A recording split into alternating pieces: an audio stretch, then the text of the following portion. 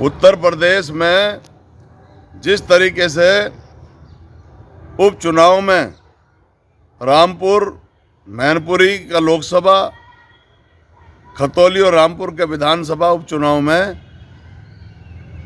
राज्य सरकार ने उत्तर प्रदेश मुख्यमंत्री के इशारे पर लोकतंत्र का गला घोंटते हुए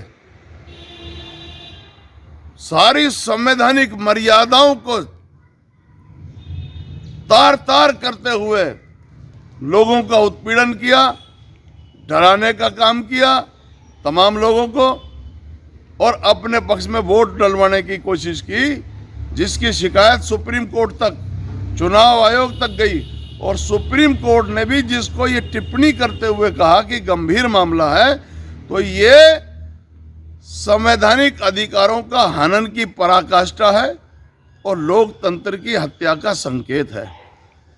इसके बावजूद भी आज आप देखो, मैनपुरी में हम नेताजी को श्रद्धांजलि देते हुए वहां के लोगों ने वोट डालने का काम किया और वहां पर लीड चल रही है।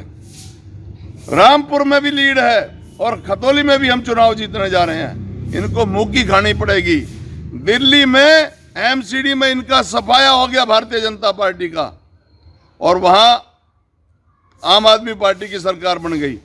इसी तरीके से उत्तर प्रदेश में भी हम तीनों उपचुनाव, समाजवादी पार्टी और हमारा गठबंधन लोकदल चुनाव जीतने जा रहे हैं, और उसके बाद लोकसभा चुनाव जीतने की तैयारी शुरू हो रही है हमारी। धन्यवाद, नमस्कार।